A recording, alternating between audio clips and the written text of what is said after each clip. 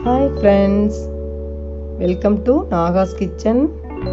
இது வரைக்கும் நம்ம சேனலை சப்ஸ்கிரைப் பண்ணாதவங்க சப்ஸ்கிரைப் பட்டனை ப்ரெஸ் பண்ணுங்கள். அப்படியே பக்கத்தில் இருக்க பெல் ஐக்கானை கிளிக் பண்ணுங்கள். அப்போ தான் நம்ம சேனலோட வீடியோஸை நீங்கள் மிஸ் பண்ணாமல் தான் பார்க்கலாம். வாங்க இப்போ வீடியோக்குள்ளே போகலாம். ஹாய் ஃப்ரெண்ட்ஸ், எல்லோரும் எப்படி இருக்கீங்க? நல்லா இருக்கீங்க நம்புகிறேன். நானும் ரொம்பவே நல்லா இருக்கேன். இன்றைக்கி டே 64க்கான டயட் ஃபுட் தான் ஃப்ரெண்ட்ஸ் பார்க்க போகிறோம்.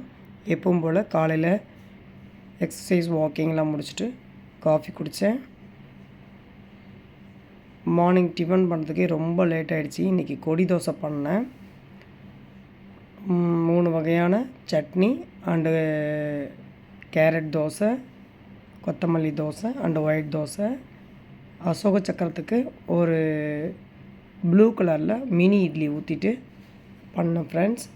உங்களுக்கு பிடிச்சிருக்கான்னு சொல்லுங்கள், கமெண்ட் பண்ணுங்கள். Happy independence day my dear friends. இந்த 3 தோசையுமே இன்றைக்கி நான் எடுத்துட்டேன், சாப்பிட்டேன் ஃபுல்லாக.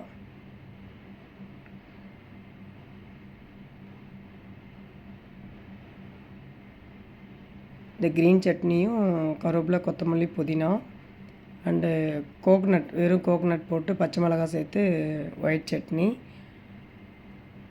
அண்டு ஆரஞ்சு தோசைக்கு பார்த்திங்கன்னா தக்காளி சட்னி.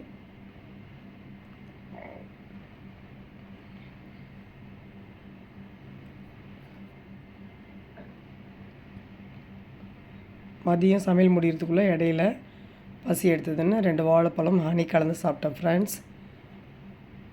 மதியம் லஞ்சுக்கு பார்த்திங்கன்னா ஒரு கப்பு காலிஃப்ளவர் பொரியல், 1/2 கப்பு ரைஸு, கொஞ்சம் கோங்குரா துவையல் போட்டு பிசைஞ்சு சாப்பிட்டேன். ஈவினிங் ஸ்நாக்ஸ்க்கு பார்த்திங்கன்னா கொஞ்சம் நட்ஸ் எடுத்துக்கிட்டேன். கூடவே ஒரு கொய்யாப்பழம், இந்த கொய்யாப்பழம் சாப்பிட்டேன்.